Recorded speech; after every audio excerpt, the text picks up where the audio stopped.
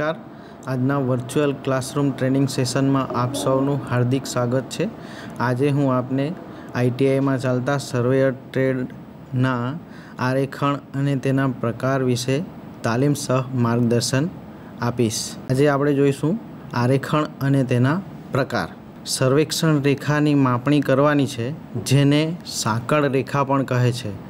तेना माटे सांकळने बे स्थानों अथवा तो स्टेशन्स ना छेड़ा वच्चे जमीन उपर सुरेख में नाखवी जोईए। आ माटे आपणे कोईक ए अने बे स्टेशन पसंद करीशुं। ए बे वच्चेनुं अंतर मापवानुं छे। ए बंने वच्चे अंतर केवी रीते मापी शकाय ते आ टॉपिकनी अंदर भणीशुं। जो रेखा टूंकी होय अने बंने स्थानोना छेड़ा स्पष्ट दृश्यमान होय तो सांकळने खरेखर सहेलाईथी सुरेखमां करी शकीए छीए। परंतु जो रेखा लांबा अंतरनी होय अथवा बंने स्थानोनी वच्चे जरूरी जग्याए आ रेखा दंडनी स्थिति नक्की करवी जरूरी छे। आकृति में जोई शकाय छे। अहीं आगळ ए अने बी बे रेंजिंग रोड आपेला छे। आ बंने वच्चेनुं अंतर मापवानुं छे। आ बंने वच्चे त्यारे ज अंतरनी मापणी शक्य छे के ज्यारे ए अने बी परस्पर दृश्यमान होय। आ माटे आ बंने स्थानोनी वच्चे 3 अथवा 4 अथवा 5 के तेथी वधु अलग अलग रेंजिंग रोड मूकी आपणे ए अने बी रेखानुं आरेखण करी पछीथी आ बधा स्टेशनोने एक सुरेखमां लावी आ ए अने बी स्टेशन वच्चेनुं अंतर सहेलाईथी मापी शकीए छीए। आ माटे आ बंने स्टेशनोनी वच्चे क्रमशः ABCD EFG जेवा अलग अलग अन्य स्थानों मूकी आ बंने वच्चेनुं चोक्कस स्थान नक्की करवामां आवे छे, जेने आरेखण कहेवामां आवे छे। ज्यारे AB रेखा अनियमित जमीन उपरथी पसार थाय छे, एटले के जमीन वांकी चूकी अथवा खाड़ा टेकरावाળી होय छे, त्यारे ए अने बी नी वच्चे पसार थती सांकळने सीधाईमां लाववा माटे आपणे आकृतिमां जोयुं तेम तेमनी वच्चे ABCD वगैरे बिंदुओनुं स्थान नक्की करवा पड़े छे। तेना वगर सांकळ रेखाने AB रेखानी सीधाईमां लाववुं अशक्य छे। आ बिंदुओनी वच्चे मध्य बिंदुओ नक्की करवानी प्रक्रियाने आरेखण अथवा तो रेंजिंग कहेवामां आवे छे। आ बिंदुओ लेथ्स अथवा तो एटले के सोटीओ वडे दर्शाववामां आवे छे अथवा तो रेंजिंग रोड वडे दर्शाववामां आवे छे। आ क्रिया सांकळ वडे मापणी करती वखते करवामां आवे छे। ज्यारे आ ए अने बी स्टेशन वच्चेनुं अंतर मापवानुं होय तो आपणे आकृतिमां जोई गया ते प्रमाणे आ बधा स्टेशनोनी वच्चे चेन नाखी आ बंने स्टेशनों वच्चेनुं अंतर मापवामां आवे छे। ते दृष्टि रेखा वडे अथवा कोई उपकरणना उपयोग वडे जेवा के रेखा रेंजर के जेने लाइन रेंजर तरीके पण ओळखवामां आवे छे अथवा तो थियोडोलाइट वडे करवामां आवे छे। महत्वना कार्य माटे थियोडोलाइट वडे चोक्कस आरेखण थई शके छे। आरेखण बे प्रकारना होय छे। सौप्रथम डायरेक्ट रेंजिंग एटले के प्रत्यक्ष आरेखण अने बीजू छे इनडायरेक्ट रेंजिंग अथवा तो परोक्ष आरेखण। आ बंने रीतोथी आरेखण केवी रीते करी शकाय ते हवे पछी जोईशुं। डायरेक्ट रेंजिंग विषे सौप्रथम जोईए। डायरेक्ट रेंजिंग में ए अने बी बंने स्थान परस्पर अन्योन्य दृश्य छे, एटले के बंने स्थानों एक बीजा पासेथी सहेलाईथी जोई शकाय छे। आ माटे आ बंने स्टेशनोनी वच्चे एक अलगथी स्टेशन C मूकी स्थान ए आगळ एक माणसने ऊभा राखी रेंजिंग कराववामां आवे छे। त्रणेय स्थानों एक सुरेखमां लावी पछीथी चेन नाखी आ ए अने बी वच्चेनुं अंतर सहेलाईथी मापी शकाय छे। धारो के ए अने बी स्थान वच्चेनुं अंतर मापवानुं छे। आ माटे 20 मीटरनी सांकळनो अथवा तो 30 मीटरनी सांकळनो पण उपयोग करी शकाय छे। आ सांकळने दरेक समये स्थान ए अने स्थान बी नी सीधाईमां लाववुं पड़े छे। स्थान ए अने स्थान बी सीधाईमां बिंदु સી નક્કી કરવું પડે છે। આથી સ્થાન એની 1 મીટર જેટલા અંતરને એક માણસ ઊભો રહેશે।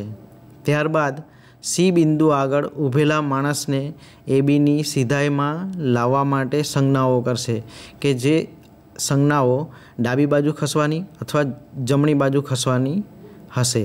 જો બિંદુ સી આગળ ઊભેલો માણસ એબી રેખાની જમણી બાજુએ ઊભો હશે તો તેને એ સ્થાન આગળ ઊભેલો માણસ તેનો ડાબો હાથ જમીનને સમાંતર જોઈતા પ્રમાણમાં હાથ સી બિંદુ આગળના માણસને ડાબી તરફ ખસવા માટે જણાવે છે, જેથી સી બિંદુ આગળનો માણસ એબી રેખાની સીધાઈમાં આવે છે।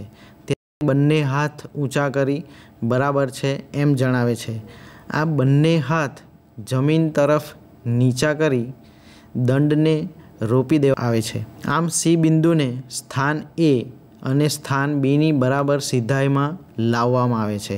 આ સીધાઈમાં આવી જવાથી એ અને બી બિંદુ વચ્ચેનું અંતર સહેલાઈથી માપી શકાય છે।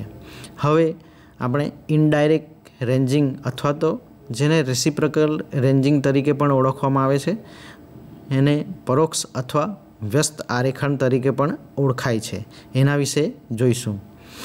આરેખણ કરતી વખતે દરેક વખતે એવું હોતું નથી કે સ્થાન એ અને સ્થાન બી પરસ્પર દ્રશ્યો હોય। ઘણી વખત એવું પણ બને કે વચ્ચે કોઈ ખીણ કે ટેકરી આવતી હોય તો સામાન્ય આરેખણની રીતે ઉપયોગ થઈ શકતી નથી, કારણ કે વચ્ચે ટેકરીઓ અથવા ખીણ હોય છે, તો આ સ્થાન ઉપરથી બીજું સ્થાન જોઈ શકાતું નથી। એક સ્થાન ઉપરથી બીજું સ્થાન જ્યારે જોઈ શકાતું નથી ત્યારે એ બે વચ્ચે એક સીધી અથવા તો સુરેખ રેખા કરવી અશક્ય છે। આ માટે રેસિપ્રોકલ રેન્જિંગ અથવા તો વ્યસ્ત આરેખણ કરવામાં આવે છે। આ સ્થાન ઉપરથી બીજું સ્થાન ત્યારે જ જોઈ શકાય છે જ્યારે આપણે વ્યસ્ત અથવા તો રેસિપ્રોકલ રેન્જિંગ કરીએ, પરંતુ આરેખણ દંડને લંબાઈ સીમિત હોવાથી સામાન્ય આરેખણ શક્ય નથી। ઘણી વખત એવું પણ બને છે કે આરેખણ દંડની લંબાઈ સીમિત હોવાથી પણ આ બે સ્ટેશનો એકબીજા વચ્ચેથી જોઈ શકાતા નથી। આવી વખતે એક સ્ટેશનથી બીજા સ્ટેશન જવા માટે વચ્ચે ઘણા સ્ટેશનો નક્કી કરવા પડે છે। આ માટે પરોક્ષ આરેખણ અથવા તો ઇનડાયરેક્ટ રેન્જિંગ કરવું પડે છે। આ પરોક્ષ આરેખણ કહેવાય છે। વ્યસ્ત આરેખણ વિશે જોઈએ કે જેને રેસિપ્રોકલના નામે ઓળખાય છે, જેને નીચે પ્રમાણે સમજાવવામાં આવેલ છે। અહીં આગળ એક સ્થાન એ અને એક સ્થાન બી મૂકવામાં આવેલું છે અને વચ્ચે એક ટેકરી આવે છે। જ્યારે આવા સંજોગોમાં આ એ અને સ્થાન બીની વચ્ચે બીજા બે સ્થાનો P1 અને M1 ઉપર અલગ અલગ રેન્જિંગ રોડ રાખી માણસને ઊભો રાખવામાં આવે છે। ત્યારબાદ એક બીજા માણસની સંજ્ઞા દ્વારા આ બંને ઉપર સ્ટેશન ઉપર ઊભેલા માણસને હાથની સંજ્ઞા દ્વારા આગળ પાછળ અથવા ડાબી બાજુ જમણી બાજુ ખસેડીને આ બંને સ્ટેશનોના વચ્ચે એક સુરેખ લાઈન નક્કી કરી આ અને બી વચ્ચે જે P1 અને M1 સ્ટેશનો આવેલા છે, આ ચારેય સ્ટેશનોને એક સુરેખમાં કરવામાં આવે છે। આ વિશે વિગતવાર જોઈશું। તો આકૃતિમાં દર્શાવેલ છે સ્ટેશન એ અને સ્ટેશન બીની વચ્ચે પી અને એમ રેન્જિંગ રોડ લઈ બે માણસો ઊભા છે। સૌપ્રથમ તેમને P1 અને M1 સંજ્ઞા દ્વારા ડાબી જમણી બાજુ ખસેડી થોડું ઘણું આગળ પાછળ લાઇનમાં લાવી શકાય છે। ત્યારબાદ P2 અને M2 ઉપર સ્થાનો નક્કી થાય છે। આ સ્થાનો ઉપરથી થોડું ઘણું રેન્જિંગમાં આગળ પાછળ હોય તો પણ એ ઉપર ઊભેલા માણસની સંજ્ઞા દ્વારા તેને ડાબી જમણી તરફ ખસેડી એક નવું સ્થાન P3 અને M3 નક્કી કરવામાં આવે છે કે જે અંતમાં પછી એ અને બી એક સુરેખમાં કરી શકાય છે। આકૃતિમાં બતાવ્યા પ્રમાણે એક ટેકરીની બે બાજુએ આવેલા સર્વેક્ષણ સ્થાન એ અને બી વચ્ચેનું અંતર જાણવું છે।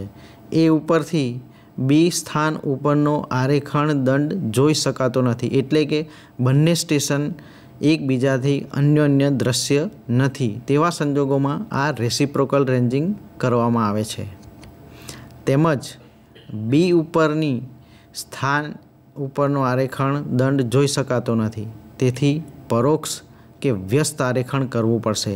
આ રીતમાં એ અને બી સ્થાન વચ્ચે P1 અને M1 એમ બે સ્થાન ઉપર માણસને આરેખણ દંડ લઈને મોકલવામાં આવે છે. આ બંને સ્થાન એબીની સીધી રેખામાં એવી રીતે અનુમાનથી નક્કી કરવામાં આવે છે કે P1 ઉપરનો માણસ M1 ઉપરનો આરેખણ દંડ તથા બી ઉપરનો આરેખણ દંડ જોઈ શકે, તેમજ M1 ઉપરનો માણસ P1 ઉપરનો આરેખણ દંડ તથા એ ઉપરનો માણસ આરેખણ દંડ જોઈ શકે.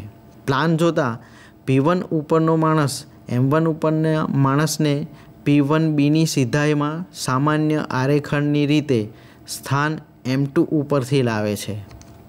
હવે M2 ઉપરનો માણસ P1 ઉપરના માણસને M2Aની સીધાઈમાં સામાન્ય આરેખણ કરી સ્થાન P2 ઉપર લાવશે. આમ વારાફરતી P2 અને M2 ઉપરનો માણસ એકબીજાને બીની અને એની સીધાઈમાં લાવશે. આ રીતે પરસ્પર આરેખણ કરતાં તેઓના સ્થાન P અને M ઉપર કે જ્યારે તેમને એકબીજાને આરેખણ કરવાની જરૂર રહેશે નહીં. આ વખતે APM એક સીધી રેખામાં આવેલા હોય છે. હવે સાદા આરેખણથી AP, PM અને MBની માપણી કરવામાં આવે છે. બે સર્વેસ્થાન વચ્ચેનું અંતર વધારે હોવાથી તેઓ પરસ્પર દૃશ્યમાન ન હોય તો ઉપરોક્ત રીતે આરેખણ કરી અંતર જાણી શકાય છે.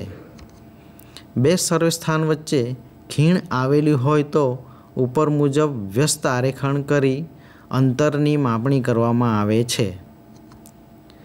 હવે આ પરોક્ષ આરેખણમાં જે સંજ્ઞાઓ વપરાય છે તે વિશે જોઈશું.